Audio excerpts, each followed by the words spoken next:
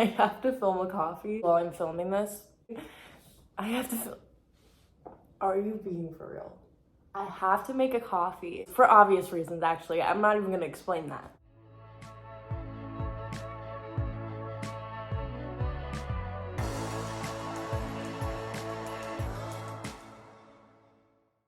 I'm gonna Okay. When I tell you guys that I have filmed this video 6 times because I cannot talk today. Hi guys, welcome back to my channel. Today I'm going to show you guys my May TBR, aka the books that I want to read in the month of May. I'll give you guys a little bit of a synopsis of what the book is about and why I basically want to read it this month. So enjoy this video of the books that I want to read for the month of May.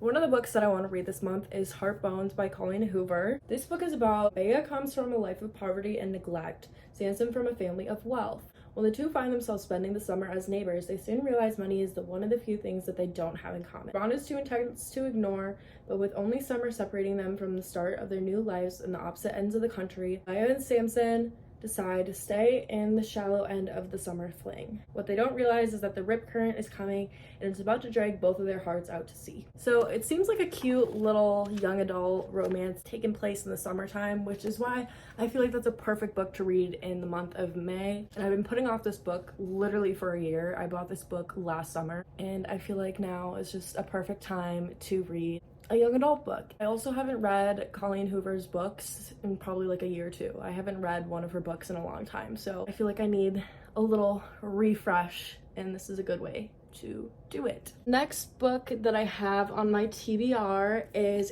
Daisy Hates. This is the second book in the Magnolia Parks universe. I am so obsessed with this series. The only reason why I've been putting off this one is because I'm in the middle of reading the Addicted series, and I feel like these books are kind of similar in certain ways, where they're both like rich characters with a lot of drama and relationships and things like that, so I didn't really want to read them at the same time. I feel like now that I'm on like the 6th book of the Addicted Callaway series, I feel like it's okay if I read something else now. I just love the drama that are in these books. It's so fun reading about rich people. I love reading about rich people.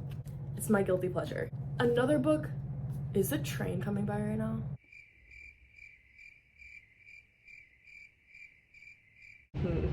Thank you, conductor.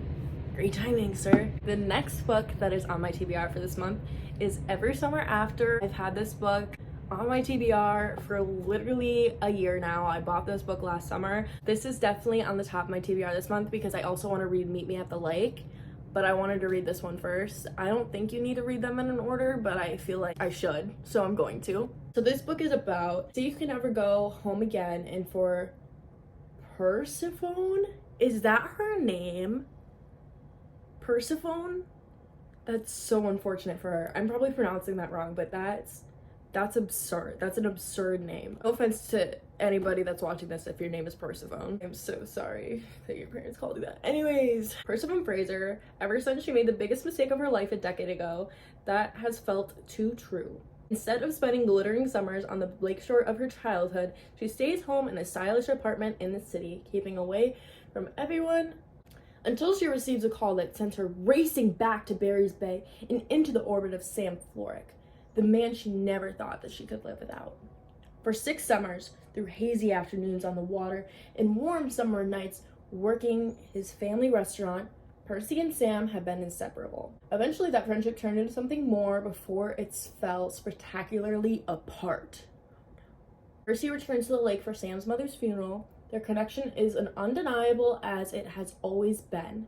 But until Percy can confront the decisions she made, they'll never know whether their love is bigger than the mistakes of their past. This really does sound like The Summer I Turned Pretty mixed with Love in Other Words, which is a good sign because I like both of those books, but I'm scared that it's going to be too similar to both those books, which is why I'm not going to like it. But I want to give it a try. I've seen so much hype about this book. I've seen people cry over it. I love me some summer romance. So definitely on the top of my TBR. I want a serotonin boost, and I feel like this book is going to make me feel something. Another book on the top of my TBR for this month is When in Rome by Sarah Adams. I want to read this book this month because I'm pretty sure her new book, Practice Makes Perfect, is like in the same universe as this one, so I want to read this one first. Amelia Rose, known as Ray Rose to her adoring fans, is burned out from years of maintaining her Princess of Pop image. Inspired by her favorite Audrey Hepburn film, Roman Holiday, she drives off in the middle of the night for a break in Rome, Kentucky, that is. I did not know this took place in Kentucky. I thought it was actual Rome. Mind-boggling. When Noah Walker finds Amelia on his front lawn in her broken-down car, he makes it clear that he doesn't have time or patience for celebrity problems. He's too busy running the pie shop his grandmother left him and reminding his nosy but lovable neighbors to mind their own damn business. Despite his better judgment, he lets her stay in his guest room, but only until her car is fixed. Then she's on her own. But Noah starts to see a different side of Ray Rose. He sees the real Amelia, kind-hearted and goofy, yet lonely from years in the public eye. Soon she'll have to return to her glamorous life on tour, but until then, Noah will show Amelia all the charming small-town experiences she's been missing, and she'll help him open up his heart to more. Amelia can't resist falling in love for the cozy town and her grumpy tour guide. So this book seems cute, you know, like a cute little romance, and it's kind of giving me Hallmark vibes on the back of this book, like small town, like, oh my gosh, I'm working at my grandmother's bakery, and my car broke down. Like, does this not sound like a Hallmark movie? Love that vibe. I want to read this. So cute. Love me some Sarah Adams. I love closed door romance. I'm super excited to read this book this month. The next two books that I have are part of a trilogy, and that is It's Not Summer Without You and We'll Always Have Summer. I started reading this book last night, and I'm honestly really liking it so far.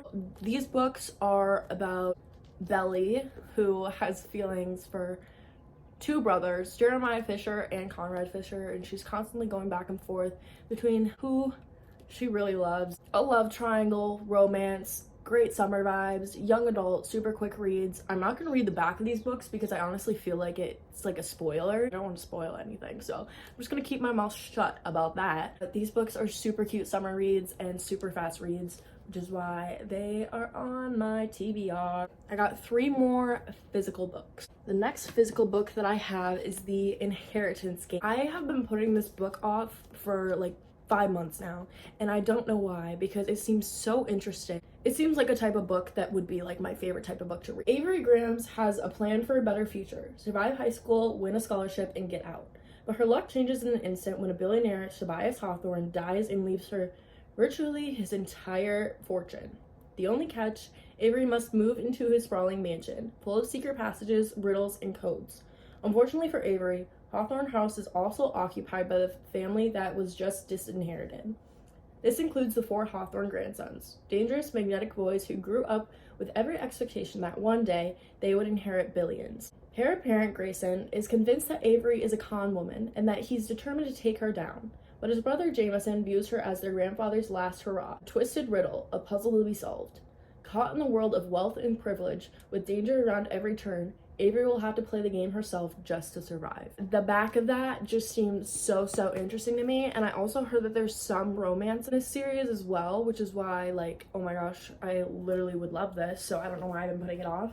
I feel like this would be a good book to read, like, in between just cheesy romance books, like a good little palette cleanser, you know? So that's why I have this on my TBR this month, because I definitely want to read something like this in between all of my summer romance books that I have. Another book that I want to read this month is Local Woman Missing. I started reading this book and I got like about 30 pages in, I think, and it started to make me feel like really weird. I don't know what it is about me reading books about people getting kidnapped, but like it literally makes me feel like I don't like it.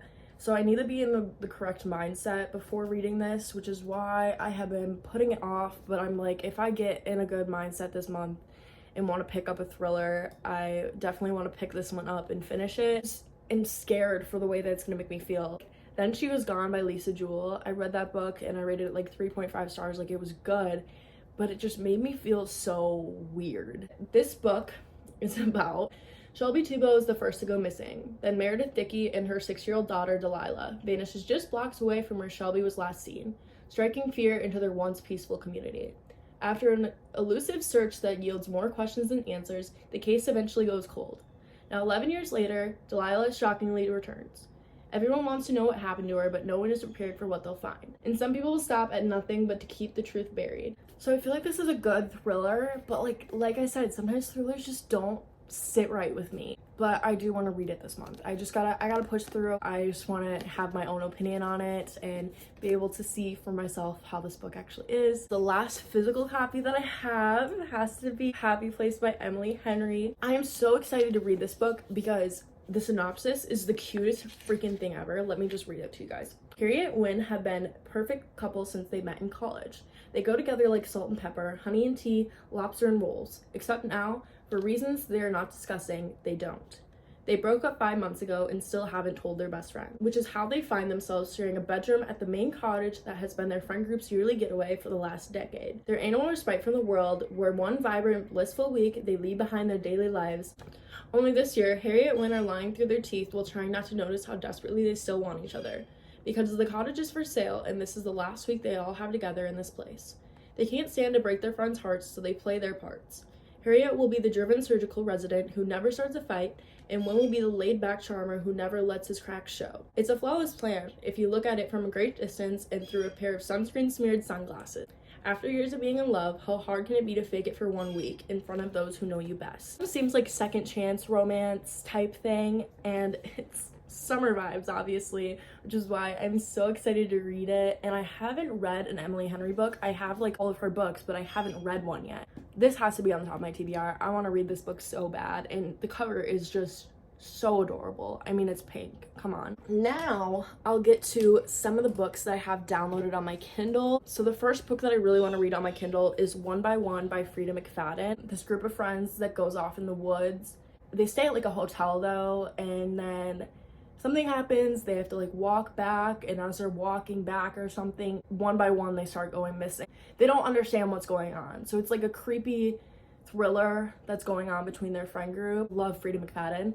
And speaking of Frida McFadden, her new book I think comes out in like 3 days. It's called like Ward something, and that is definitely on the top of my TBR as well this month. I think it's about this girl that works in a psych ward, and she starts noticing really weird things happening, and I am so excited to read that. The last 2 books that I have on my TBR this month are part of the Addicted Calloway Sister series. I just finished Hot House Flower yesterday. I'm on Thrive and Addicted After All. Oh my gosh, I'm already that far in the series. So I have the 6th and the 7th book of the Calloway Addicted series, and I want to get to those this month, and I read those on my Kindle. I like to have 1 physical book that I'm reading and 1 book on my Kindle that I'm reading. So I have 4 Kindle books that I want to read this month and 9 physical copies. I feel like that's somewhat doable. That's not too bad, especially now that I don't have school anymore. I feel like I could really do it if I really wanted to. So we'll see what I get through. I'll end up filming a wrap-up video at the end of the month, obviously, so you guys can be watching out for that. But yeah, that's my TBR for the month of May. I'll be trying to be a lot more active on YouTube, especially now that I'm done with school, like I said. I hope you guys all have a good rest of your day today. I love you, and don't forget to take a nap, because naps are good for the soul. Anyways, I love you guys. Bye! Slippers match my... Into the video. I guess my dog is gonna be in this video because he really wants to hang out today. My slippers match my hoodie.